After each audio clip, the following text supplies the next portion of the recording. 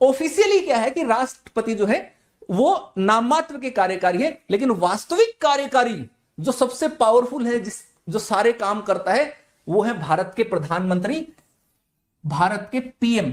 ठीक है, तो भारत में प्रधानमंत्री से बड़ी पोस्ट कोई नहीं होती है। अब प्रधानमंत्री जो है वो सरकार का प्रमुख होता है, राष्ट्रपति है वो राज्य का प्रमुख है। ये चीज ध्यान रखना, सवाल आपसे पूछ लिया जाएगा प्रारंभिक परीक्षा के अंदर, तो ये कंफ्यूजन नहीं होना। राष्ट्रपति राज्य का प्रमुख, ठीक है, प्रधानमंत्री सरकार का प्रमुख, ये चीज होगी। अब बात कर लेते हैं नियुक्ति के बारे में। तो भारत के संविधान में प्रधानमंत्री की नियुक्ति को लेकर के कोई स्पष्ट क्लियर विशेष प्रक्रिया नहीं दी गई है। आर्टिकल 75 है, आर्टिकल 75 जो है ये कहता है कि राष्ट्रपति प्रधानमंत्री की नियुक्ति करेगा और प्रधानमंत्री के कहने पर अन्य मंत्रियों की नियुक्ति करेगा। बस इतनी चीज कही गई, ये नहीं किया गया कि कैसे नियुक्ति होगी, है ना, किस व्यक्ति को ही नियुक्त करना है। ठीक, क्लियर प्रोविजन नहीं है, लेकिन इसका मतलब यह नहीं है कि राष्ट्रपति किसी को भी भारत का प्रधानमंत्री नियुक्त कर देंगे, क्योंकि भारत में लोकतांत्रिक व्यवस्था है। और लोकतांत्रिक व्यवस्था में क्या होता है, लोकतांत्रिक व्यवस्था में आप देखोगे कि जनता अपने प्रतिनिधियों को चुन करके संसद में भेजती है। अब जनता का सीधा प्रतिनिधित्व होता है लोकसभा के अंदर। तो लोकसभा में जिस भी पार्टी को जनता ने सबसे ज्यादा पसंद किया है, यानी कि जिसके पास बहुमत है, ठीक है, या कोई गठबंधन दल है जिसके पास बहुमत है, तो राष्ट्रपति उसी के नेता को ही प्रधानमंत्री बनाएंगे। अपनी मर्जी से किसी भी व्यक्ति को प्रधानमंत्री नहीं बना सकते हैं। ठीक है, इस चीज को ध्यान रखना। लेकिन अगर मान लेते हैं कोई स्पष्ट बहुमत में ना हो, कोई पार्टी जिसको स्पष्ट बहुमत नहीं मिला, या कोई गठबंधन दल है उसको स्पष्ट बहुमत नहीं मिला, तो ऐसी परिस्थिति में राष्ट्रपति के पास विवेकाधिकार आ जाता है कि वो किसी भी व्यक्ति को प्रधानमंत्री नियुक्त कर सकता है। ये चीज ध्यान रखना है। अब एक और चीज समझना है कि भारत के अंदर अगर हम प्रधानमंत्री के नियुक्ति से संबंध बात करते हैं, तो जैसे ये विवेकाधिकार की बात कर रहे हैं, तो ये विवेकाधिकार 1979 में पहली बार प्रयोग किया गया था, जब तत्कालीन राष्ट्रपति नीलम संजीव रेड्डी ने मोरारजी देसाई वाली जनता पार्टी के सरकार के पतन के बाद चरण सिंह को प्रधानमंत्री नियुक्त किया। और चरण सिंह एक ऐसे प्रधानमंत्री थे, एक ऐसी सरकार के प्रधानमंत्री थे जो अल्पमत में थी। ठीक है, तो अल्पमतीय सरकार के प्रधानमंत्री ये कुछ टाइम तक रहे। लेकिन साधारण तौर पर जिस भी पार्टी के पास बहुमत होगा, जिस भी गठबंधन के पास बहुमत होगा, उसका जो नेता होगा उसी व्यक्ति को प्रधानमंत्री नियुक्त किया जाता है। अब दूसरी बात यह समझना है कि किसी भी पार्टी को, किसी भी व्यक्ति को राष्ट्रपति बहुमत साबित करने से पहले ही प्रधानमंत्री नियुक्त कर सकता है। ठीक है, ऐसा जरूरी नहीं है कि कोई पार्टी जीत गई, उसके पास सबसे ज्यादा सीटें हैं, फुल मेजोरिटी भी आ गई और वो पहले बहुमत सिद्ध करे लोकसभा के अंदर, ऐसा कोई जरूरी नहीं है। राष्ट्रपति क्या कर सकता है, वो पहले किसी व्यक्ति को प्रधानमंत्री नियुक्त कर सकता है और नियुक्त करने के बाद उसको कह सकता है कि भाई 1 महीने के अंदर अंदर आप ये बता दो कि आपके पास बहुमत है कि नहीं, आप अपना बहुमत सिद्ध कर दो। कोर्ट में, दिल्ली हाई कोर्ट ने इस तरीके की चीजें कर रखी हैं। अब एक और प्रावधान है कि ये जरूरी नहीं है कि भारत का प्रधानमंत्री संसद के किसी भी सदस्य का चुना हुआ सदस्य नियुक्ति के समय हो। यह चीज ध्यान रखना, मैं बात कर रहा हूं नियुक्ति के समय। मान लेते हैं इलेक्शन होता है और किसी पार्टी का प्रधानमंत्री पद का उम्मीदवार है, वो इलेक्शन में हार जाता है, लेकिन उस पार्टी को बहुमत मिल जाता है, तो वो उस पार्टी का नेता है।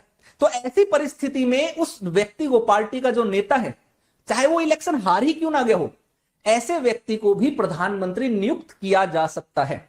इसका मतलब यह है कि कोई भी ऐसा व्यक्ति जो संसद के किसी भी सदन का सदस्य नहीं है, ना लोकसभा का ना राज्यसभा का, उसको प्रधानमंत्री नियुक्त किया जा सकता है। लेकिन इसके पीछे एक टर्म एंड कंडीशन वाली बात भी है।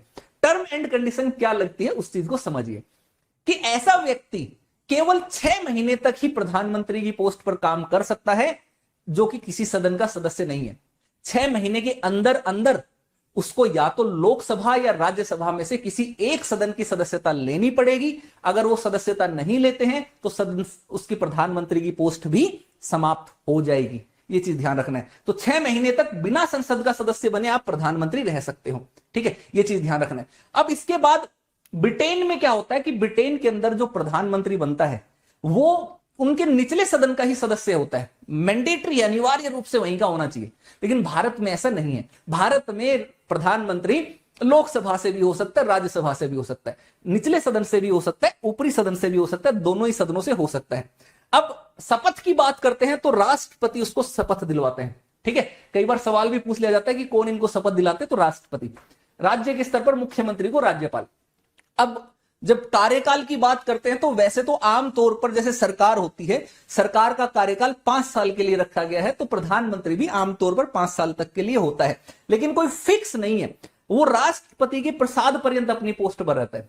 अब राष्ट्रपति के प्रसाद पर्यंत का मतलब यहां पर यह नहीं है कि राष्ट्रपति अपनी मर्जी से उसको कभी भी हटा देगा। यहां पर इसका मतलब यह है कि जब तक प्रधानमंत्री की जो पार्टी है, जो सरकार है, जो उसके कार्यपालिका है, उसको लोकसभा में बहुमत है, तब तक वो अपनी पोस्ट पर बना रहेगा, अधिकतम 5 साल तक रह सकता है।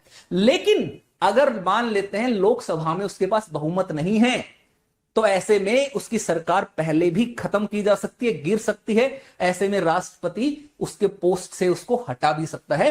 ठीक है, ये चीज ध्यान रखना। लेकिन अगर हम बात करते हैं कि अगर बहुमत है लोकसभा में, जब तक बहुमत है तब तक उसको कोई कुछ छू नहीं सकता है। तो मेन चीज है बहुमत। जितना ज्यादा बहुमत होगा उतना प्रधानमंत्री शक्तिशाली हो जाएगा, फुल पावरफुल, एकदम बिल्कुल मैं हूं डॉन, तो बाहुबली, थानोस, सब कुछ जो होगा वो प्रधानमंत्री होंगे।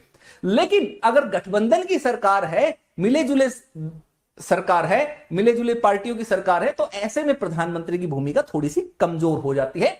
और उस समय में, उस परिस्थिति में गठबंधन घटक दलों के जो गठबंधन के जो घटक दल है उनके बीच में कोई विवाद होता है और वो एक दूसरे से अलग होते हैं, तो ऐसे में सरकार गिरने के चांस बहुत ज्यादा होते हैं। 1990 के दशक में भारत में इस तरीके का माहौल देखने को मिला, जब समय समय पर सरकारें गिरी, प्रधानमंत्री आए और गए। 1990 के दशक में इतने प्रधानमंत्री बने और हटे कि आप याद करोगे तो आपको भी सर चकराएगा।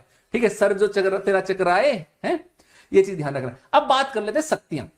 तो शक्तियों के मामले में देखना है, सबसे पहली चीज तो प्रधानमंत्री भारत में सबसे मोस्ट पावरफुल पर्सन है। अगर मंत्रिपरिषद की बात करते, कार्यपालिका की बात करते, तो उसके ऊपर पूरा का पूरा कंट्रोल प्रधानमंत्री का होता है। प्रधानमंत्री की मर्जी से ही वहां पर जितने भी मंत्री हैं उनकी नियुक्ति होती है। नियुक्ति राष्ट्रपति करता है, लेकिन मर्जी चलती है प्रधानमंत्री की। जो भी प्रधानमंत्री के खासम खास होंगे, प्रधानमंत्री जिनको पसंद करेंगे, वो उनको मंत्रिपरिषद में स्थान देंगे। जो भी व्यक्ति, चाहे वो कितना भी वोटों से जीता हो, चाहे कितना भी प्रभाव रहा हो, और अगर प्रधानमंत्री के साथ उसके संबंध अच्छे नहीं है, तो वो प्रधानमंत्री ऐसे व्यक्ति को अपने मंत्रिपरिषद में नहीं रखते हैं। अब ऐसे ही बात आते हैं मंत्रालय देने की, कि कौन से मंत्री के पास क्या मंत्रालय होगा, इसका डिसीजन भी प्रधानमंत्री ही करेगा। ठीक है, इसी के साथ साथ किसी मंत्री को अगर पद से हटाना है, त्याग पत्र देना है, किसको देना है, किसको हटाना है, तो ये वाला डिसीजन भी प्रधानमंत्री ही करेगा। वो राष्ट्रपति को सलाह देगा कि भैया इस मंत्री को हटा दो, चलो, है ना। तो ऐसे में राष्ट्रपति प्रधानमंत्री की ही बात मानेगा। अब मंत्रिपरिषद की बैठक होती है, उसकी अध्यक्षता भी वही करता है। उसके निर्णय मंत्रिपरिषद में प्रधानमंत्री ने अगर कोई बात बोल दी उसकी बैठक के अंदर, तो वो फुल एंड फाइनल है, वो माना जाएगा, उसके बिना कुछ नहीं होगा। ठीक है, अब अगर मान लेते हैं कि उनकी मंत्रिपरिषद में बहुत सारे लोग हैं, वो हीरो बन रहे हैं, प्रधानमंत्री की बात नहीं मान रहे, तो ऐसे में प्रधानमंत्री के पास ये भी पावर है कि प्रधानमंत्री इस्तीफा दे दे। और जैसे प्रधानमंत्री इस्तीफा देगा तो उसकी मंत्रिपरिषद भंग हो जाएगी। ठीक है, यानी कि इस चीज को समझिए, प्रधानमंत्री की मृत्यु होने पर, प्रधानमंत्री के इस्तीफा देने पर उसकी मंत्रिपरिषद अपने आप ऑटोमेटिकली खत्म हो जाती है, समाप्त हो जाती है। ठीक है, तो प्रधानमंत्री ही है सारी धुरी, प्रधानमंत्री है बेस, नींव। अगर प्रधानमंत्री नहीं तो मंत्रिपरिषद नहीं है।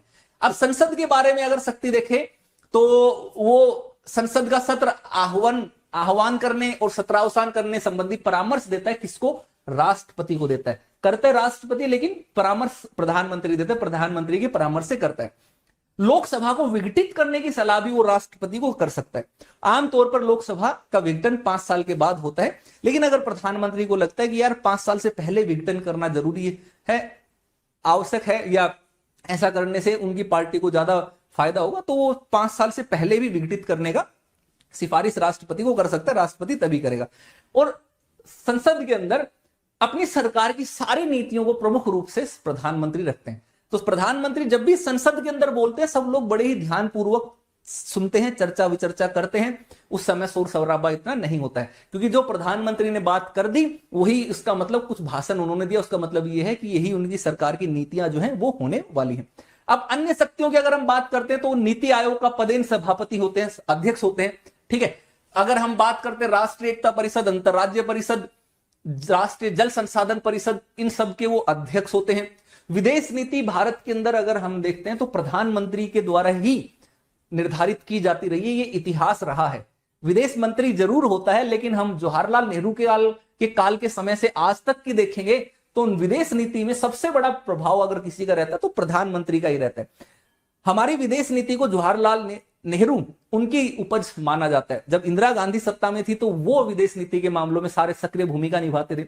ऐसे ही वर्तमान समय में आप देखोगे तो नरेंद्र मोदी जो है वो विदेश नीति के संदर्भ में सक्रिय भूमिका निभाते हैं। तो पूरे विदेशी देशों के साथ कैसे संबंध बनाने हैं, उनके दौरे, वहां पर जाना, बातचीत करना, समझौते करना, ये सारे के सारे प्रमुख कार्य जो है वो प्रधानमंत्री ही करते हैं। केंद्र सरकार के प्रमुख प्रवक्ता होते हैं।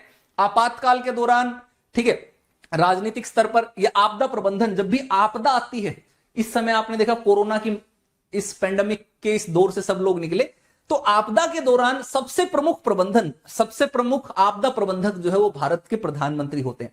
उन्हीं का डिसीजन फाइनल देखा जाता है, ठीक है, ये चीज ध्यान रखना है। अब बहुत सारे देश का नेता होने के कारण वो क्या करते हैं, राज्य के, देश के अंदर बहुत सारे अलग अलग वर्गों के लोगों से मिलते हैं, समस्याएं सुनते हैं, उनको दूर करने के लिए उनको आश्वासन देते हैं, कार्य करते हैं, नीतियां बनाते हैं, देश के विकास के लिए कार्य करते हैं, सत्ताधारी दल के नेता होते हैं, ठीक है। ये सारी की सारी चीजें इसमें प्रधानमंत्री को लेकर के थी। इतनी ही चीजें हैं जो आपको याद रखनी है, इसके अलावा काम की चीजें नहीं है जो प्रारंभिक परीक्षा के दृष्टिकोण से रहे। ये चीज ध्यान रखिएगा।